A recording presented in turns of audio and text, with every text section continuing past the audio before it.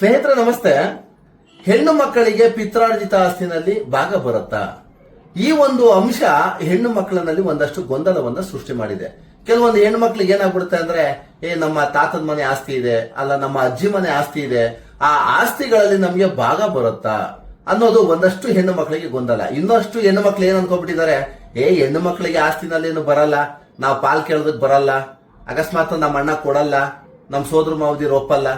ಈ ತರ ಅನುಮಾನಾಸ್ಪದ ಅಂಶಗಳು ಮನಸ್ಸಲ್ಲಿ ಇದ್ದಾಗ ಏನಾಗುತ್ತೆ, ನಿಮ್ಗೆ ಈ ಕಾನೂನಾತ್ಮಕ ಒಂದು ವಿಚಾರ ನಿಮ್ಗೆ ಗೊತ್ತಿರಬೇಕು ಸ್ನೇಹಿತರೆ. ಇಡೀ ಕರ್ನಾಟಕ ಈ ಹೆಣ್ಣು ಮಕ್ಕಳು ಈ ಒಂದು ವಿಡಿಯೋನ ನೋಡ್ಲೇಬೇಕು. ಆಮೇಲೆ ಹೆಣ್ಣು ಮಕ್ಕಳಿಗೆ ಪಿತ್ರಾರ್ಜಿತ ಆಸ್ತಿಗಳಲ್ಲಿ ಸ್ವತ್ತು ನಿಮ್ಗೆ ಭಾಗ ಬರುತ್ತಾ ಇಲ್ವಾ ಅನ್ನೋದನ್ನ ನಾನಿವತ್ತು ಸಂಪೂರ್ಣವಾಗಿ ಹೇಳ್ಕೊಡ್ತೀನಿ. ನೋಡಿ ಸ್ನೇಹಿತರೆ, ನೋಡಿ ನಮ್ಮ ಎಂಟೈರ್ ಕರ್ನಾಟಕ ಎಲ್ಲಿ ಬೇಕಾದ್ರೂ ಆಗಿರ್ಬೋದು. ನೋಡಿ, ಈಗ ಇಲ್ಲಿ ತಿಮ್ಮಣ್ಣ ಮತ್ತೆ ಜಯಮ್ಮ ಅಂತ ಒಬ್ರು ತಾತ ಇದ್ದಾರೆ. ಅವ್ರು ಏನ್ ಮಾಡ್ತಾರೆ, ಒಂದು 6 ಎಕರೆ ಜಮೀನನ್ನ ಕೊಂಡ್ಕೊಳ್ತಾರೆ. ಅಂದ್ರೆ ಏನಾಗುತ್ತೆ, ಒಂದ 1959 1950-60ನೇ ಇಸ್ವಿನಲ್ಲಿ ಏನಾಗುತ್ತೆ, ಎಲ್ಲ ನಮ್ಮ ಪಿತ್ರಾರ್ಜಿತ ಅಥವಾ ಯಾರೇ ಪಿತ್ರಾರ್ಜಿತ ಆದ್ರೂ ನಮ್ಮ ತಾತಂದಿರು ಆ ಇಸ್ವಿನಲ್ಲಿ ಬದುಕಿರ್ತಾರೆ.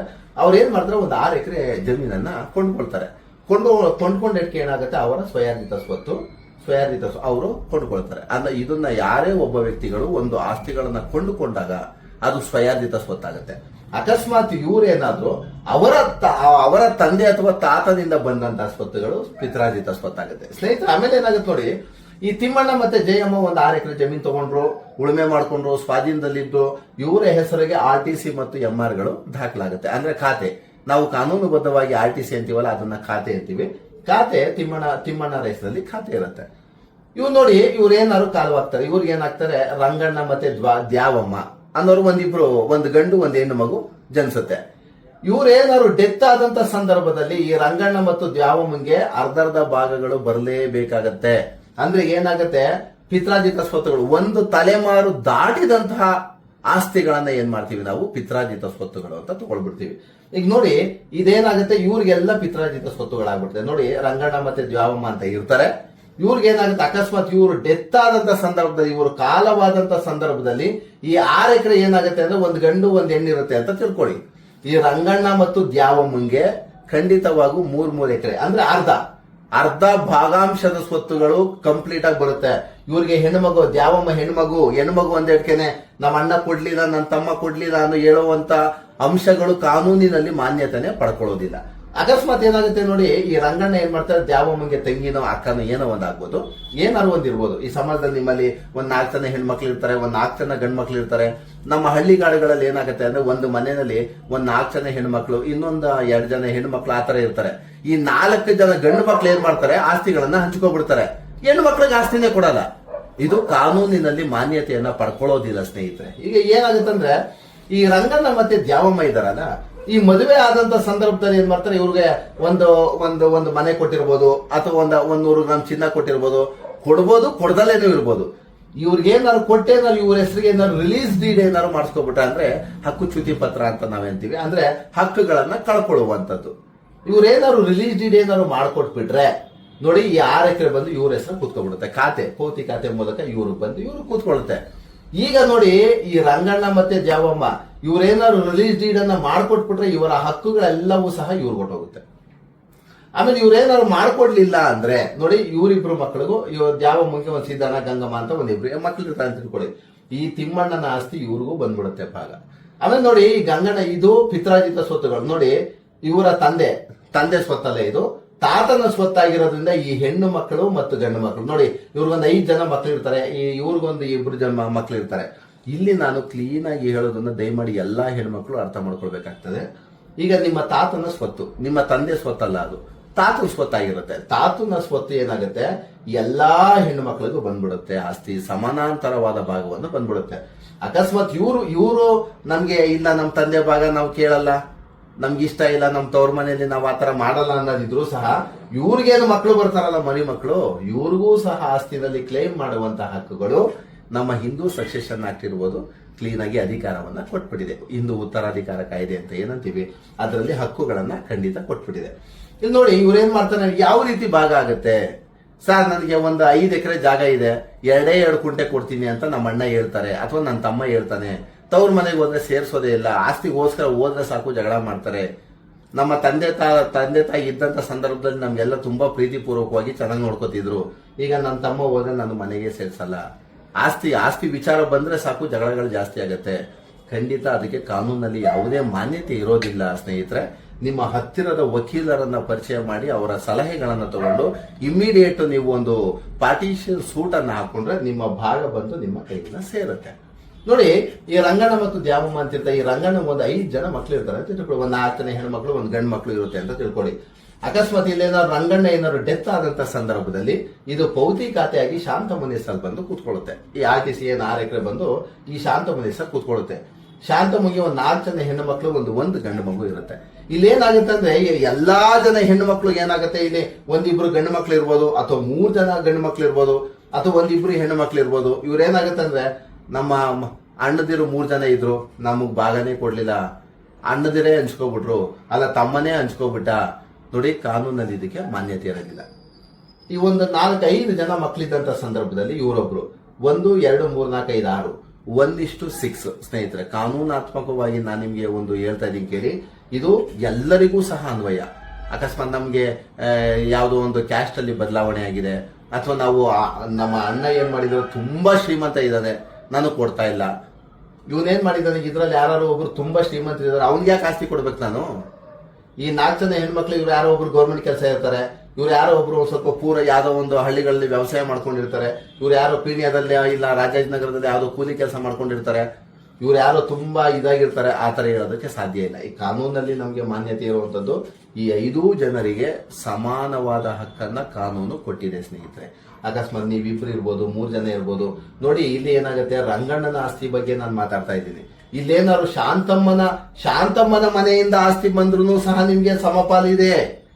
ಹೆಣ್ಣು ಮಕ್ಕಳಿಗೆ ತಾಯಿ ಕಡೆಯಿಂದ ಬಂದಂತಹ ಆಸ್ತಿಗೂ ಹಕ್ಕಿದೆ, ತಂದೆ ಕಡೆಯಿಂದ ಬಂದಂತಹ ಆಸ್ತಿಗೂ ಹಕ್ಕಿದೆ. ಇದನ್ನ ದಯಮಾಡಿ ಅರ್ಥ ಮಾಡ್ಕೋಬೇಕು. ಇಲ್ಲಿ ಅಕಸ್ಮಾತ್ ಇದೇನಾಗತ್ತೆ, ಅಕಸ್ಮಾತ್ ಶಾಂತಮ್ಮಂದು ಡೆತ್ ಆದ್ರು ಅಂತ ತಿಳ್ಕೊಳ್ಳಿ. ಈ 5 ಜನರಿಗೆ 5 ಸಮಾನಾಂತರವಾಗಿ ಆಸ್ತಿ ಹಕ್ಕು ಬಂದ್ಬಿಡುತ್ತೆ. ಈ 6 ಎಕರೆದಲ್ಲಿ 5 ಜನಕ್ಕೂ ಬರುತ್ತೆ. ಅಕಸ್ಮಾತ್ ಇವ್ರು ಏನ್ ಮಾಡ್ತಾರೆ, ಯಾರೋ ಈ ಕೊನೆಯ ಮಗ ಒಬ್ಬ ಗಂಡು ಮಗು ಇರ್ತಾನೆ ಅಂತ ತಿಳ್ಕೊಳ್ಳಿ. ಒಬ್ರು ಅಥವಾ ಇಬ್ರು ಇರ್ತಾರೆ ಗಂಡು ಮಕ್ಳು. 3 ಜನಕ್ಕೂ ಒಂದು 2 ಲಕ್ಷ ಕೊಟ್ಬಿಟ್ಟು ರಿಲೀಸ್ ಡೀಡ್ ಮಾಡಿಸ್ಕೊಬಿಡೋಣ. ಅಕಸ್ಮಾತ್ ಸುಮ್ನೆ ಮದುವೆ ಮಾಡಿದೀವಲ್ಲ. ನೋಡಿ, ಹೆಣ್ಣು ಮಕ್ಳು ದಯಮಾಡಿ ಅರ್ಥ ಮಾಡ್ಕೊಳ್ಬೇಕು. ಕಾನೂನಲ್ಲಿ ಮದುವೆನ ನೀವು ಹೇಗಾನು ಮಾಡ್ಕೊಡಿ. ಈಗ ಮದುವೆ ಮಾಡುವಂತದ್ದು ತವರು ಮನೆಯ ಕರ್ತವ್ಯ, ಅದು ಜವಾಬ್ದಾರಿ. ಅದು ಜವಾಬ್ದಾರಿಗೂ ಕಾನೂನಿಗೂ ಸಂಬಂಧ ಇಲ್ಲ ಸ್ನೇಹಿತರೆ. ನೋಡಿ, ನಾವು ಕೆಲವೊಬ್ರು ಏನ್ ಮಾಡ್ತಾರೆ, ಪ್ಯಾಲೇಸ್ ಗ್ರೌಂಡ್ ಅಲ್ಲಿ ಮದುವೆ ಮಾಡ್ತಾರೆ, ಕೆಲವೊಬ್ರು ಚೌಟ್ರಿಗಳಲ್ಲಿ ಮದುವೆ ಮಾಡ್ತಾರೆ, ಕೆಲವೊಬ್ರು ಮನೆ ಮುಂದೆನೆ ಚಪ್ರ ಹಾಕಿ ಮದುವೆ ಮಾಡ್ತಾರೆ. ಮದುವೆ ಅನ್ನೋದು ಆಡಂಬರ ಅಲ್ಲ, ಕಾನೂನಲ್ಲಿ ಅವಕಾಶ ಇಲ್ಲ ಅದಕ್ಕೆ. ನಿಮ್ಮ ಪ್ರೀತಿ, ವಿಶ್ವಾಸ ಮತ್ತು ತಂದೆ ತಾಯಿಗಳ ಜವಾಬ್ದಾರಿ ಅದು. ಮದುವೆ ಮಾಡುವಂತದ್ದು ಜವಾಬ್ದಾರಿ. ಆಸ್ತಿಗಳನ್ನ ತಗೊಳ್ಳುವಂತದ್ದು ಹಕ್ಕು, ಸಂವಿಧಾನ ಕೊಟ್ಟಿರುವಂತ ಒಂದು ಹಕ್ಕು. ಆಸ್ತಿಯ ಹಕ್ಕನ್ನ ಉಲ್ಲಂಘನೆ ಮಾಡುವಂತ ಹಕ್ಕು ಯಾರಿಗೂ ಇಲ್ಲ. ನೀವು ಮದುವೆಯನ್ನ ಮಾಡಿ ಬಿಡಿ, ಅದ ಕಾನೂನು ನೀವು ಮದುವೆ ಮಾಡಲೇಬೇಕು, ಮದುವೆಯನ್ನ ಮಾಡಲೇಬೇಕು ಅಂತ ಯಾವ ಕಾನೂನು ಇಲ್ಲ. ಬಟ್ ಆಸ್ತಿಯನ್ನ ಕೊಡ್ಲೇಬೇಕು ಅನ್ನೋದಕ್ಕೆ ಹಕ್ಕಿದೆ ಸ್ನೇಹಿತರೆ. ಇದು ಕಾನೂನು ಹೇಳುವಂತ ಹಕ್ಕಿದು. ಹಂಗಾಗಿ ಇವ್ರು ಏನ್ ಮಾಡ್ತಾರೆ, ಕೆಲವೊಬ್ರು ಏನ್ ಮಾಡ್ತಾರೆ, ನೋಡಮ್ಮ ನಿನ್ನ ಆಸ್ತಿ ಕೇಳಬೇಕು ಅಂದ್ರೆ ನಮ್ಮ ಮನೆಗೆ ಬರಲೇಬೇಡ, ನನ್ನ ಆಸ್ತಿನ ನಿನ್ಗೆ 1 ಅಡಿನೂ ಕೊಡಲ್ಲ, 1 ಸೈಟು ಕೊಡಲ್ಲ, 1 ಎಕರೆ ಜಾಗನೂ ಕೊಡಲ್ಲ.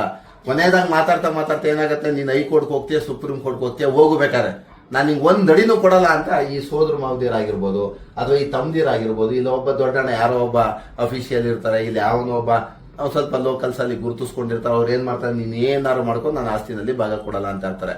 ಆ ತರ ಏನಾದ್ರು ಬಂದಂತ ಸಂದರ್ಭದಲ್ಲಿ ನೀವು ಖಂಡಿತ ಏನು ಒಂದು 5 ಜನ, ಈ ರಮ್ಯಾ, ರಾಮ, ಅನನ್ಯ, ಲಕ್ಷ್ಮಿ, ಇದೇನು ಒಂದು 4 ಜನ ಯಾರೋ ಒಬ್ರು ಅಂತ ಹೇಳ್ತೀವಲ್ಲ, ಈ ಎಲ್ಲರಿಗೂ ಸಹ ನೀವು ನಿಮ್ಮ ಹತ್ತಿರದ ವಕೀಲರನ್ನ ಸಂಪರ್ಕ ಮಾಡ್ಬಿಟ್ಟು ಒಂದು ನಿಮ್ಮ ಹತ್ತಿರದ ತಾಲೂಕು ಕೋರ್ಟ್ಗಳಲ್ಲಿ ಒಂದು ಸೂಟ್ ಅನ್ನ ಫೈಲ್ ಮಾಡಿದ್ರೆ, ಭಾಗ ಬರಬೇಕು ಅಂತ ಪಾರ್ಟಿಷನ್ ಸೂಟ್ ಅನ್ನ ಕ್ಲೇಮ್ ಮಾಡಿದ್ರೆ ಸ್ನೇಹಿತರೆ, ಖಂಡಿತ ನಿಮ್ಗೆ ಎಲ್ಲೂ ಹೋಗೋದಿಲ್ಲ. ನಿಮ್ಗೆ 5 ಭಾಗವನ್ನಾಗಿ ಪರಿವರ್ತನೆ ಮಾಡಿ ಕೋರ್ಟ್ ನಿಮಗೆ ಖಂಡಿತ ಆರ್ಡರ್ ಮಾಡಿಕೊಡುತ್ತೆ ಸ್ನೇಹಿತರೆ. ಹಾಗಾಗಿ ಹೆಣ್ಣು ಮಕ್ಳು ಇವತ್ತೇನಾಗುತ್ತೆ, ಹೆಣ್ಣು ಮಕ್ಕಳಿಗೆ ಕಾನೂನು ಏನಾಗುತ್ತೆ, ಕೆಲವೊಬ್ರು ಹೇಳ್ತಾರೆ ನಮ್ಗೆ ಹೆಣ್ಣು ಮಕ್ಕಳಿಗೆ ಏನು ಅಧಿಕಾರನೇ ಇಲ್ವಾ, ನಮ್ಗೇನು ಹಕ್ಕೆ ಕೊಟ್ಟಿಲ್ವಾ, ನಾವು ಕಷ್ಟಪಟ್ಟು ದುಡ್ದಿದೀವಿ, ನಾವು ಕೆಲಸಗಳನ್ನ ತಗೊಂಡಿದೀವಿ. ಎಷ್ಟೋ ಜನ ಏನ್ ಮಾಡ್ತಾರೆ ಅಂದ್ರೆ, ಹೆಣ್ಮಕ್ಳು ಕೆಲ್ಸಕ್ಕೆ ಹೋಗ್ತಾ ಇರ್ತಾರೆ, ಕೆಲಸ ಮಾಡಿ ದುಡಿತಾರೆ, ಅವ್ರು ಒಡವೆ ಬೇಕಾದ್ರೆ ಅವರೇ ಸಂಪಾದನೆ ಮಾಡ್ಕೋತಾರೆ, ಹಾಕೋತಾರೆ, ಮದುವೆಗಳನ್ನ ಮಾಡ್ತಾರೆ.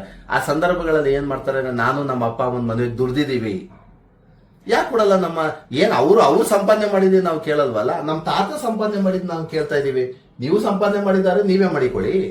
ನಮ್ಮ ತಾತ ಸಂಪಾದನೆ ಮಾಡಿ, ಕಾನೂನು ಹೇಳಿದೆ ಹಿಂದೂ ಉತ್ತರಾಧಿಕಾರ ಕಾಯ್ದೆ ಕ್ಲೀನ್ ಆಗಿ ಅಧಿಕಾರ ಕೊಟ್ಬಿಟ್ಟಿದೆ, ಹಕ್ಕುಗಳನ್ನ ಕೊಟ್ಬಿಟ್ಟಿದೆ, ನನಗೆ ಯಾಕೆ ಇವ್ರು ಕೊಡಲ್ಲ ಅನ್ನೋದು ಆ ಮನಸ್ಸಲ್ಲಿ ಏನಾಗುತ್ತೆ, ಗೊಂದಲಗಳು ಸೃಷ್ಟಿ ಆಗ್ಬಿಡುತ್ತೆ. ಹಾಗಾಗಿ ಏನಾಗುತ್ತೆ, ನೀವು ಹೆಣ್ಣು ಮಕ್ಕಳು ಬೇರೆ ಯಾವುದು ಆಯ್ಕೆ ಮಾಡ್ಕೋಬೇಡಿ. ನಿಮ್ಗೆ ಯಾರು ಭಾಗ ಕೊಡೋದಿಲ್ವಾ, ನಿಮ್ಗೆ ಯಾರು ಭಾಗ ಕೊಡಲ್ಲ ಅಂತ ಹೆದರ್ಸ್ತಾರ, ಇಲ್ಲ ನಿಮ್ಗೆ ಏನಾರು ಅದೇ ಒಂದೆರಡು 2 ಲಕ್ಷ ಕೊಟ್ಬಿಡ್ತೀನಿ, 3 ಲಕ್ಷ ಕೊಟ್ಬಿಡ್ತೀನಿ, ಇಲ್ಲ ಆಸ್ತಿಯ ವ್ಯಾಲ್ಯೂಯೇಷನ್ ಏನಾದ್ರು ಜಾಸ್ತಿ ಇದ್ದಂತ ಸಂದರ್ಭದಲ್ಲಿ ಸುಮ್ಮನೆ ಕರೀತಾರೆ, ಒಂದು ವಂಶವೃಕ್ಷಕ್ಕೆ ಸಿಗ್ನೇಚರ್ ಹಾಕಿಸ್ಕೊಟ್ಬಿಟ್ಟು ಬನ್ನಿ, ಒಂದು ರೇಷನ್ ಕಾರ್ಡ್ಗೆ ಸಿಗ್ನೇಚರ್ ಹಾಕೊಡ್ಬೇಕು ಬನ್ನಿ, ಇಲ್ಲ ಯಾವ್ದೋ ಒಂದು ಮದುವೆ ಮಾಡ್ತಾ ಇದೀವಿ ಒಂದು ಇನ್ವಿಟೇಷನ್ ಸಿಗ್ನೇಚರ್ ಹಾಕೊಡಿ ಬನ್ನಿ ಅಂತ ಕರೆಸ್ತಾರೆ ಹೆಣ್ಮಕ್ಳನ್ನ. ಸೀದಾ ಕರ್ಕೊಂಡೋಗಿ ತಮ್ಮಂದು ಮನೆ ರಿಜಿಸ್ಟರ್ ಆಗ್ತಾ ಇದೆ ಬನ್ನಿ ರಿಜಿಸ್ಟರ್ ಮಾಡಿ ಅಂದ್ಬಿಟ್ಟು ರಿಲೀಸ್ ಡೀಡ್ ಅನ್ನ ಮಾಡಿಸ್ಕೊಬಿಡ್ತಾರೆ. ಸ್ನೇಹಿತರೆ, ಎಷ್ಟೋ ಜನ ಮನೆಗಳಲ್ಲಿ ಹೆಣ್ಣು ಮಕ್ಕಳಿಗೆ ಅಣ್ಣ ತಮ್ಮಂದಿರು ಮೋಸ ಮಾಡುವಂತ ಪರಿಸ್ಥಿತಿ ಇದಾಗಿದೆ. ಯಾಕಂದ್ರೆ ಇವತ್ತು ಎಲ್ಲರೂ ಸಹ ತಮ್ಮ ಬದುಕ್ಬಿಟ್ರೆ ಹಂಗಾಗ್ಬಿಡುತ್ತೆ, ಹೆಣ್ಮಕ್ಳು ಬದುಕ್ಬಿಟ್ರೆ ಹಂಗಾಗುತ್ತೆ. ಇವತ್ತು ಪ್ರತಿಯೊಬ್ಬರ ಮನಸ್ಥಿತಿ ನಮ್ಮ ಭಾರತ ದೇಶದಲ್ಲಿ, ಕರ್ನಾಟಕ ಅಲ್ಲ ಭಾರತ ದೇಶದಲ್ಲಿ ಗಂಡು ಮಕ್ಕಳ ಮನಸ್ಥಿತಿ ಈ ತರ ಆಗಿದೆ. ಅಕಸ್ಮಾತ್ ರೋಡ್ ಸೈಡ್ ಜಾಗ ಇರುತ್ತೆ, ಅಕಸ್ಮಾತ್ ಯಾರೋ ಒಂದು ಸೈಡ್ ಕೇಳ್ಬಿಡ್ತಾರೆ, ಅಕ್ಕ ಅವನಿಗೇನಾದ್ರು ಸೈಡ್ ಕೊಟ್ಬಿಟ್ರೆ ಇನ್ನೂ 3 ಜನಕ್ಕೆ ಸೈಡ್ ಕೊಡ್ಬೇಕಾಗ್ತದಲ್ಲ, ನಮ್ಗೇನು ಉಳ್ಕೊಳ್ಳಲ್ಲ ಅನ್ನೋ ಮನಸ್ಥಿತಿ ಏನಾಗುತ್ತೆ, ಇದು ಬರುತ್ತೆ. ಈ ನಮ್ಮಲ್ಲೇ ಇಲ್ಲಿ ಯಜ್ಞಳ್ಳಿನಲ್ಲಿ ಆಗಿದೆ. ಏನಾಗುತ್ತೆ ಅಂದ್ರೆ ಈ ಹೆಣ್ಣು ಮಕ್ಕಳಿಗೆ ಏನಾದ್ರು ಮನೆ ಹತ್ರ ಹೋದ್ರೆ ಸಾಕಿ, ತುಂಬಾ ಬಡವರು ಅವರು, ಏನು ಇಲ್ಲ ಅವ್ರ ಹತ್ರ, ಒಂದ್ ಸೈಡ್ ಕೊಟ್ರೆ ಏನಾಗುತ್ತೆ, ಕಾನೂನು ಹೇಳ್ಬಿಟ್ಟಿದೆ ಕೊಡಿ ಅಂತ, ಬಟ್ ಇವ್ರು ಕೊಡಲ್ಲ ಅಂದಾಗ ಏನಾಗುತ್ತೆ, ನೀವು ಆತಂಕ ಪಡ್ಕೊಳ್ಬೇಕಾದಂತ ವಿಚಾರ ಏನಿಲ್ಲ. ನೀವು ಆರಾಮಾಗಿ ನಿಮ್ಮ ಹತ್ತಿರದ ವಕೀಲರನ್ನ ಸಂಪರ್ಕ ಮಾಡ್ಬಿಟ್ಟು ಒಂದು ಪಾರ್ಟಿಷನ್ ಸೂಟ್ ಅನ್ನ ಕ್ಲೇಮ್ ಮಾಡಿದ್ರೆ ನಿಮ್ಗೆ ಕಾನೂನುಬದ್ಧವಾದಂತ ಸ್ವತ್ತು ಏನ್ ಬರಬೇಕು ನಿಮ್ಮ ಹೆಸರಿಗೆ ಬಂದು ಪಾರ್ಟಿಷನ್ ಡೀಡ್ ಅಲ್ಲಿ ಕೂತ್ಕೊಳ್ಳುತ್ತೆ. ಸ್ನೇಹಿತರೆ, ಹಾಗಾಗಿ ಎಲ್ಲಾ ಹೆಣ್ಣು ಮಕ್ಕಳಿಗೂ ನಾನು ಎಂಟೈರ್ ಕರ್ನಾಟಕದಲ್ಲಿ ಯಾರು ಹೆಣ್ಣು ಮಕ್ಕಳು ನಮ್ಮ ತಂದೆ ಆಸ್ತಿನಲ್ಲಿ ಬರುತ್ತಾ, ತಾತನ ಆಸ್ತಿನಲ್ಲಿ ಬರುತ್ತಾ, ಅಥವಾ ನನಗೆ ಅಜ್ಜಿ ಕಡೆಯಿಂದ ಆಸ್ತಿ ಇದೆ ಬರುತ್ತಾ, ಈ ತರ ಎಲ್ಲಾ ಗೊಂದಲ ಇರೋರಿಗೆ ನಾನು ಖಡಾಖಂಡಿತವಾಗಿ ಒಂದು ಮಾತನ್ನ ಹೇಳ್ತೀನಿ ಕೇಳಿ ಸ್ನೇಹಿತರೆ. ಹೆಣ್ಣು ಮಕ್ಕಳಿಗೆ ಪಿತ್ರಾರ್ಜಿತ ಆಸ್ತಿನಲ್ಲಿ ಸಂಪೂರ್ಣವಾದ ಭಾಗವನ್ನ ನೀವು ತಗೊಳ್ಳೇಬಹುದು. ಅದರಲ್ಲಿ ಕಾನೂನಲ್ಲಿ ಗಂಡು ಮಕ್ಕಳು ಮತ್ತು ಹೆಣ್ಣು ಮಕ್ಕಳು ಅಂತ ಯಾವುದೇ ಕಾರಣಕ್ಕೂ ವಿಭಾಗವನ್ನ ಮಾಡಿಲ್ಲ. ಕಾನೂನಲ್ಲಿ ಗಂಡು ಮಕ್ಕಳು ಮತ್ತು ಹೆಣ್ಣು ಮಕ್ಕಳು ಎರಡನ್ನೂ ಸಹ ಸಮಾನಾಂತರವಾಗಿ ನಮ್ಮ ಸಂವಿಧಾನ ನೋಡಿದೆ, ನಮ್ಮ ಟ್ರಾನ್ಸ್ಫರ್ ಆಫ್ ಪ್ರಾಪರ್ಟಿ ಆಕ್ಟ್ ಹೇಳಿದೆ, ನಮ್ಮ ಹಿಂದೂ ಸಕ್ಸೆಷನ್ ಆಕ್ಟ್ ಹೇಳಿದೆ. ಹಾಗಾಗಿ ಈ ಹೆಣ್ಣು ಮಕ್ಕಳು ಏನಾದ್ರು ನಿಮ್ಗೆ ಆಸ್ತಿಯನ್ನ ಬೇಕು, ನಮ್ಮ ಭಾವ ಕೊಡ್ತಾ ಇಲ್ಲ ಅಥವಾ ನಮ್ಮ ಸೋದರ ಮಾವ ಕೊಡ್ತಾ ಇಲ್ಲ, ನಮ್ಮ ತಾತನ ಜೊತೆ ಹುಡ್ತೋರು ನಮ್ಮ ಚಿಕ್ಕ ತಾತ ನಮ್ಗೆ ಮೋಸ ಮಾಡಿದ್ದಾನೆ ಅಂತ ಖಾತೆಯನ್ನೆಲ್ಲ ಒಬ್ಬರಿಗೆ ಮಾಡ್ಕೊಬಿಟ್ಟಿದ್ದಾರೆ. ಈಗ ನಾವು ಕೇಳಿದ್ರೆ ಖಾತೆ ಆಗ್ಬಿಟ್ಟಿದೆ ಆಲ್ರೆಡಿ, ನನ್ನ ಹೆಸರಿಗೆ ಆಗ್ಬಿಟ್ಟಿದೆ, ನಾನ್ ಕೊಡಲ್ಲಪ್ಪ ಅಂತಾರೆ. ಇಲ್ಲ ಇವ್ರೇನ್ ಮಾಡ್ತಾರೆ, ಒಬ್ರು ಮಾರಾಟ ಮಾಡ್ಬಿಟ್ಟಿರ್ತಾರೆ, ಭಾಗವನ್ನ ಕೊಡದಲ್ಲೇ ಮಾರಾಟ ಮಾಡ್ಬಿಟ್ಟಿರ್ತಾರೆ. ಈ ಎಲ್ಲಾ ಉತ್ತರಗಳಿಗೂ ನೀವು ತೆರೆಯನ್ನು ಎಳಿಬೇಕಾದಂತ ಸಂದರ್ಭ ಬಂದಾಗ ನಿಮ್ಗೇನು ತಲೆನಲ್ಲಿ ಏನು ಗೊಂದಲವನ್ನ ಸೃಷ್ಟಿ ಮಾಡ್ಕೋಬೇಡಿ. ಆರಾಮಾಗಿ ನಿಮ್ಮ ಹತ್ತಿರದ ವಕೀಲರನ್ನ ಕನ್ಸಲ್ಟ್ ಮಾಡಿ ನಿಮ್ಮ ಡಾಕ್ಯುಮೆಂಟ್ಸ್ ಎಲ್ಲ ತಗೊಂಡೋಗಿ ವಂಶವೃಕ್ಷ ಸಮೇತವಾಗಿ ಕೊಟ್ಟಂತ ಸಂದರ್ಭದಲ್ಲಿ ಈ ಆಸ್ತಿನಲ್ಲಿ ನಿಮ್ಗೆ ಖಂಡಿತವಾಗೂ ಭಾಗ ಬರುತ್ತೆ. ಗಂಡು ಮಕ್ಕಳು ಜಾಸ್ತಿ ಅಥವಾ ಹೆಣ್ಣು ಮಕ್ಕಳು ಕಮ್ಮಿ ಆತರ ಈ ತರ ಅಂತ ಕಾನೂನು ಖಂಡಿತವಾಗೂ ಹೇಳಿದ. ಕಾನೂನಾತ್ಮಕವಾಗಿ ಗಂಡು ಮಕ್ಕಳು ಮತ್ತು ಹೆಣ್ಣು ಮಕ್ಕಳು ಸಮಾನಾಂತರವಾಗಿ ಕಾನೂನು ನೋಡುತ್ತೆ. ಹಾಗಾಗಿ ಹೆಣ್ಣು ಮಕ್ಕಳು ಏನು ಗೊಂದಲ ಪಡ್ಕೊಳ್ಬೇಡಿ. ನಿಮ್ಗೆ ಯಾರು ನಿಮ್ಮ ಅಣ್ಣ ತಮ್ಮ ಕೊಡ್ಲಿ ಬಿಡ್ಲಿ, ಅಕಸ್ಮಾತ್ ಕೊಡಲ್ಲ ಅಂತಾನೆ ವಾದ ಮಾಡ್ಬೋದು, ಅಕಸ್ಮಾತ್ ಕೊಡಬಹುದು, ಕೊಡೋದ್ರಲ್ಲಿ ಕಮ್ಮಿ ಕೊಡ್ಬೋದು. ನಿಮ್ಗೆ ಆತರ ಏನಾದ್ರು ತಲೆನಲ್ಲಿ ಅಸಮಂಜಸವಾದ ಗೊಂದಲಗಳೇನಾದ್ರು ಸೃಷ್ಟಿಯಾದ್ರೆ ಇಮ್ಮಿಡಿಯೇಟ್ ಒಂದು ಕೇಸನ್ನ ಫೈಲ್ ಮಾಡಿ ನಿಮ್ಗೆ ನ್ಯಾಯ ಸಿಗುತ್ತೆ.